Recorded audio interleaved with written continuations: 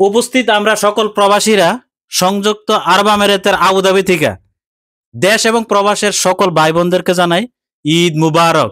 ঈদ মুবারক। আমরা যারা এখানে সবাই উপস্থিত আছি সবাই এলাম কপালপুরা প্রবাসী। কপালপুরা প্রবাসী বলাটার কারণ হইল এই ঈদও আমরা পরিবারের সাথে করতে পারলাম না। এখানে যারা উপস্থিত আছে সবার মনের মধ্যে কিন্তু একটা কষ্ট। কি তোমরা সবার মনের মধ্যে কষ্ট আছে না যে পরিবারের সাথে ঈদ করতে পারছি না বিদায়, এটা কিন্তু আমরা একটা বড় একটা কষ্ট।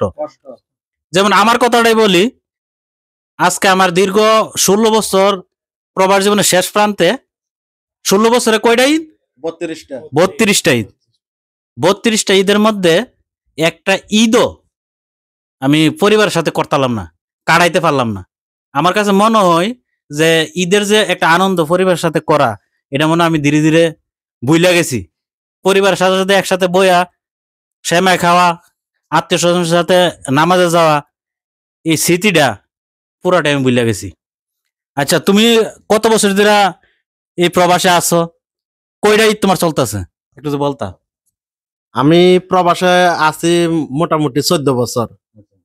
14 বছরে আমার 28টা ঈদ, রোজার একটা, কোরবানের একটা, এইভাবে 28টা। একটা ঈদও আমি পরিবারের সাথে করতে পারি নাই। তো এবার আমার অনেক ইচ্ছা ছিল পরিবারের সাথে ঈদ করমু, দেশে যামু, তা তো আর পাইলাম না। আমার অনেক কষ্ট।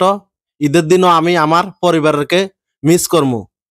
আর ঈদের দিন যে একটা আনন্দ, নামাজ পড়বো, গরু জবাই করব, গোস্ত কাটবো, সবারই লইয়া খাবো, আত্মীয় স্বজনের বাড়িতে যাব, এগুলা কিন্তু আমি ভুলে গেছি গা।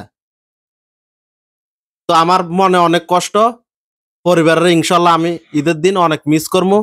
সবাই আমার জন্য দোয়া করেন।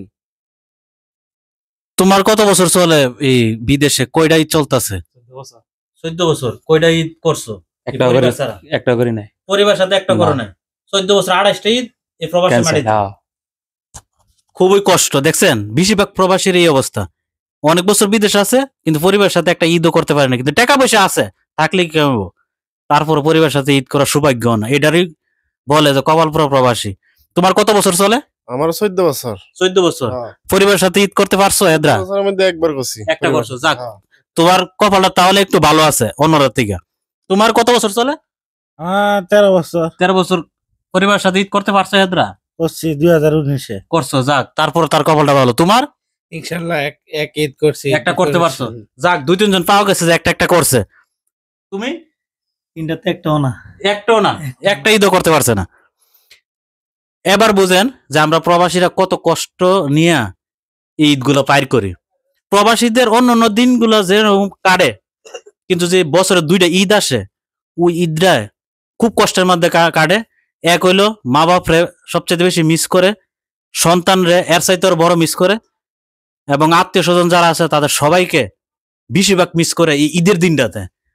প্রত্যেকটা প্রবাসী কিন্তু ঈদের নামাজ পড়ে আইসা সাইরেই সাথে সাথে কিন্তু তার পরিবারের কাছে ফোন দেয়, তার সাথে একটু কথা বলার জন্য, তার কণ্ঠটা শোনার জন্য। আমরা প্রবাসীরা সকলের কাছে দোয়া চাই, প্রবাসের যে কোনো প্রান্তে যে প্রবাসীরা আছে সবার জন্য আপনারা দোয়া করবেন, যাতে আমরা সুস্থভাবে প্রবাসী মাটিতে থাকতে পারি। আমাদেরকে আল্লাহ সকল বিপদ আপদ থেকে হেফাজত করে। আমরা সবাইকে জানাই ঈদ মুবারক। সবাই ভালো থাকবেন। যদি ভিডিওটা ভালো লেগে থাকে আপনাদের কাছে একটু শেয়ার করবেন, লাইক করবেন। ভালো থাকবেন। আল্লাহ হাফেজ।